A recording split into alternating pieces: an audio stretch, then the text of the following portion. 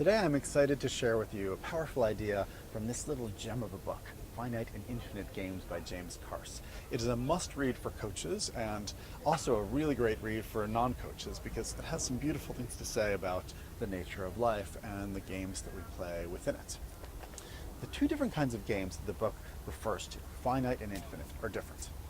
Mostly what we think of as games are finite games. A finite game has a clear beginning and an end, occurs on a bounded playing field with a limited number of players and a predefined set of rules. The goal of a finite game is to end it, because the goal is to win the game, and the game ends when someone has won the game, and not everybody can win. Finite games are things like baseball or board games, but are also things like politics and business and government and war. If you're winning a job title or you're winning a degree that allows you to participate in a particular trade, you are participating typically in a finite game and playing the roles that go along with the game. You're trying to achieve a certain success condition. You're trying to win. Infinite games are different. An infinite game has no beginning or end. It never ends. It can be played anywhere. The more players, the better, and the rules change as you go. And one of the reasons the rules change is that the goal of an infinite game is to keep it from ending. So the goal is to continue the play. And so you have to change the rules sometimes to ensure that nobody wins and nobody loses, so that more people can be brought in and the play can go on. Life can be played as an infinite game. Finite games are important because achieving goals is important, and achieving a goal typically means that you are goal-oriented and you're trying to go through the proper sequence of steps to get to that goal. There are rules that have to be followed to get there. But achieving goals only gets you so far. You can achieve goals and still not know why you're here or what life is for.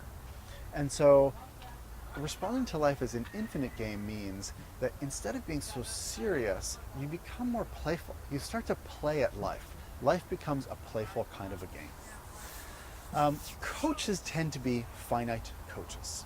And the reason for this is that long before there was life coaching or business coaching, there was baseball coaching and basketball and track coaching.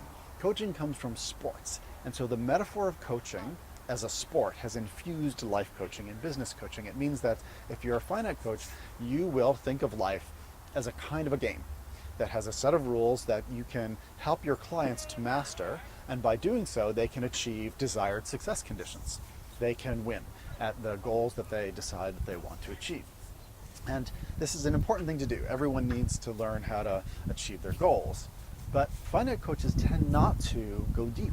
They tend not to be holistic. And they tend not to engage in these deeper kinds of spiritual questions about the nature of life and why we're here that everybody needs to engage with in order not to be dissatisfied by the rather limited achievement of their goals. Let me give you a couple of differences between finite and infinite coaching.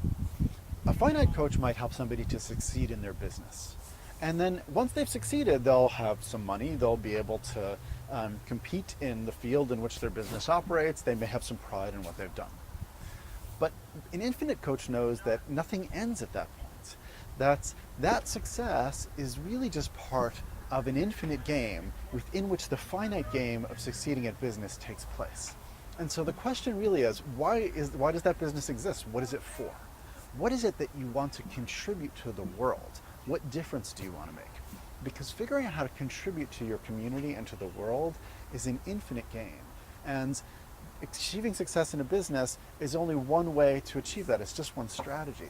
Figuring out what the contribution is allows you to play the infinite game and not be limited by the finite game and by success that may be achieved by you at the expense of other people not succeeding. If those other people could also be recruited as players in the contribution you want to make, that's an infinite game, and an infinite coach will help somebody to do that.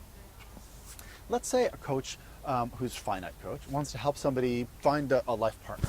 Well, that's a great goal, and so they'll help somebody learn what you do to date and how to attract the kind of partner you want, and they'll help someone secure a relationship.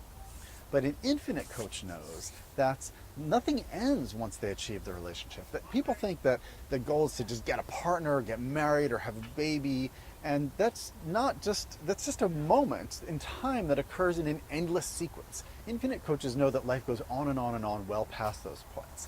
And so the process of relationship rather than the goal of relationship becomes more important. How, over the infinite span of your life, do you learn how to be related and be in relationship in a way that's satisfying and fulfilling and where we're all in it together? A finite coach might help somebody to lose weight, to lose a certain number of pounds to achieve their goal weight. And that can be a helpful thing to help someone do.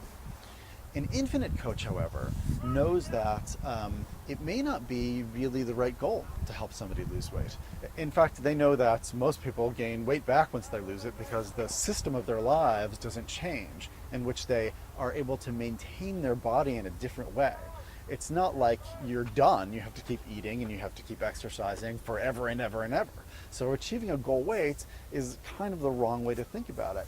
An infinite coach will look at what the real goal is. Perhaps the real goal is for a person to be able to accept their body as it is. And maybe that doesn't require them to change their weight.